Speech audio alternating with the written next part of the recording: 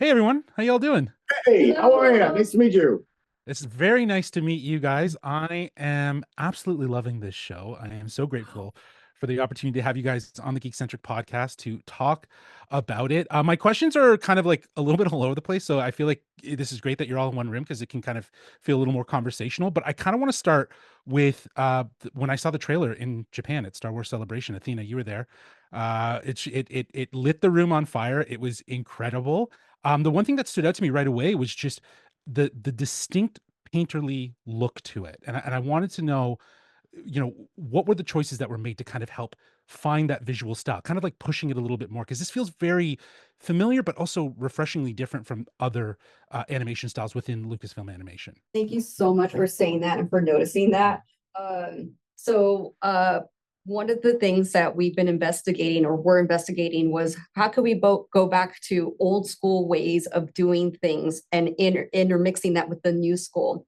Joel Aaron is our director of photography, and we went back to doing oil on canvas matte paintings with Kira, who's our senior Digimat artist. We would then shoot them and then incorporate them into the composites. The other thing that Joel investigated was also doing the brushstrokes you're referring to. He actually painted those on a glass pane. He different versions of those, shot them, and then incorporated them. You could see it in the smokestacks in some instances.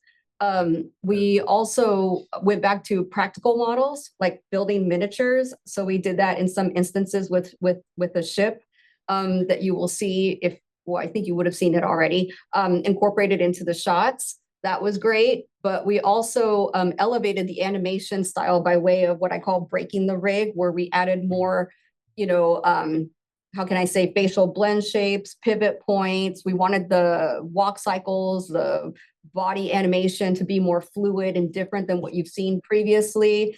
We asked Sam Whitworth to give us video reference of his face as he was performing. We actually had him come here to do that. And then we would utilize that as reference for the facials to get those nuances and emotion out of it. We worked closely with our internal animation team and our CGCG team in Taipei.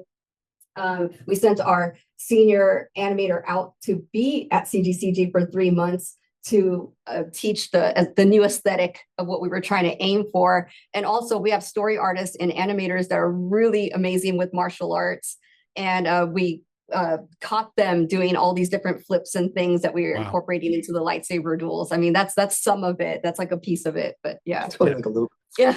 Yeah, it's really, it's funny how there's going to be so much effort that can go into things, but it's sometimes the smallest amount, but it really makes the biggest difference. It really does. It really sets that bar, and the aesthetic choices that you guys made, it really sets the bar and shows that there is a different thinking and appreciation to the process of telling this story.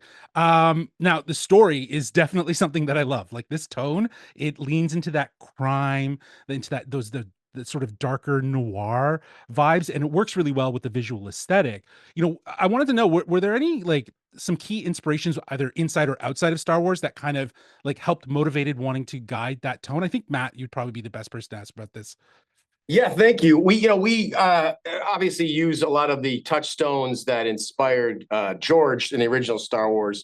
We went back and watched some of the original Buster Crab, Flash Gordon serials So good. from the day, and we study all of that. We're all cinephiles here too, obviously. So it's like but we did look at a couple of interesting contemporary pictures from recent times that I think helped craft that. Like movie Heat was a big influence. The Untouchables,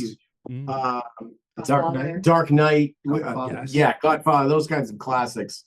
Yeah, I love that you said Dark Knight, because I totally get those vibes. Definitely get that. So I think that totally works. I'm getting the last minute here. I gotta wrap. Brad, we've had the opportunity to talk in the past for the Bad Batch. And you've had such an impact on Star Wars animation, and this series really feels like something fresh. Do you see more stories to tell here beyond this season? Are we going to get a season 2? Oh my God. We always have high hopes. I'm just so excited that you're so excited about this show. Your questions are awesome, because we have been pouring our heart and soul into the show, and our team is doing the very best work we've ever done. It's incredible. Awesome. Well, it definitely shows.